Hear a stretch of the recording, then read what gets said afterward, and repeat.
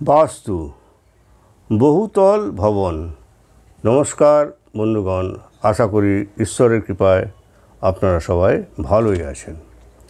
আমি রামপ্রসাদ ব্যানার্জি কলকাতা থেকে বলছি। আজ আমি বাস্তু অনুযায়ী বহুতল ভবন নির্মাণ নিয়ে আলোচনা করব।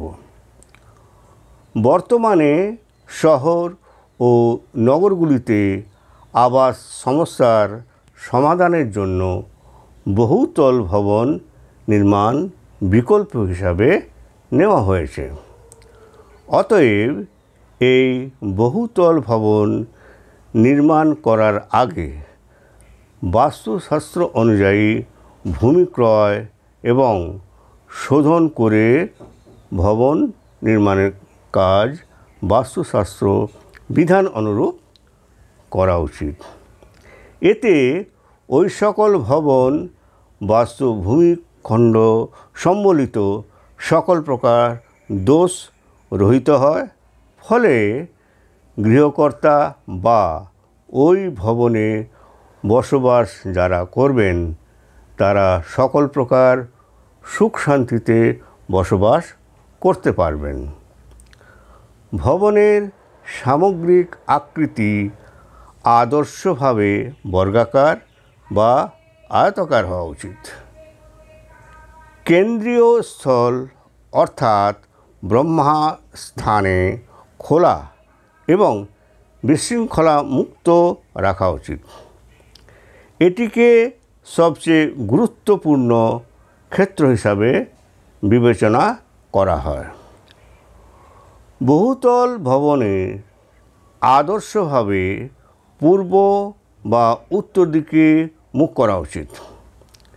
সিঁড়িটি দক্ষিণ পশ্চিম, পশ্চিম বা দক্ষিণে অবস্থিত হওয়া উচিত। তবে উত্তর পূর্ব দিকে সিঁড়ি স্থাপন করা উচিত নয়, কারণ এতে আর্থিক এবং স্বাস্থ্যগত সমস্যার কারণ হতে পারে।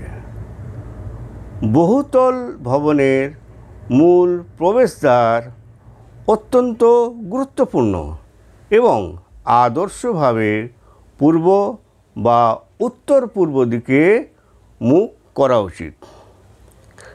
পূর্বমুখী প্রবেশদ্বার সাফল্য এবং সমৃদ্ধির জন্য শুভ বলে মনে করা হয়। উত্তর পূর্ব দিকের প্রবেশদ্বার নতুন সুযোগ আকর্ষণ করে বলে বিশ্বাস করা হয়। বহুতল ভবন নির্মাণকালে নিয়মানুসারে প্রথম তলের উচ্চতা থেকে উপরের তলগুলি উচ্চতা দ্বাদশাংশ অর্থাৎ 12 ভাগ যেন কম থাকে।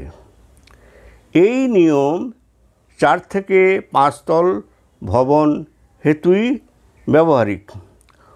ভবন নির্মাণকালে ভূমিখণ্ডের চারিদিকে কিছু খালি জায়গা ছেড়ে নির্মাণ কাজ করতে হবে। উত্তর পূর্ব দিকে একটু বেশি খালি জায়গা ছাড়তে হবে এবং দক্ষিণ পশ্চিম দিকে একটু কম জায়গা ছাড়তে হবে। কূপ, নলকূপ এবং জলের জায়গা এসবই উত্তর পূর্ব কোণে রাখা উচিত।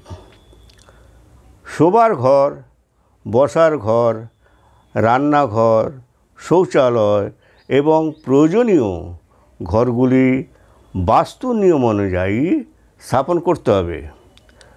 পার্কিংয়ের ব্যবস্থা উত্তর পূর্ব দিকে করতে হবে। বাস্তুশাস্ত্র অনুসারে ডিজাইন করা একটি বহুতল ভবনের লক্ষ্য হল এমন একটি স্থান তৈরি করা যা এর বাসিন্দাদের জন্য মঙ্গল, সমৃদ্ধি এবং ইতিবাচক শক্তি প্রবাহকে উৎসাহিত করে। ভিডিওটি যদি ভালো লেগে থাকে তাহলে ভিডিওটি লাইক ও শেয়ার করবেন এবং চ্যানেলটিকে সাবস্ক্রাইব করার জন্য অনুরোধ রইল। ধন্যবাদ।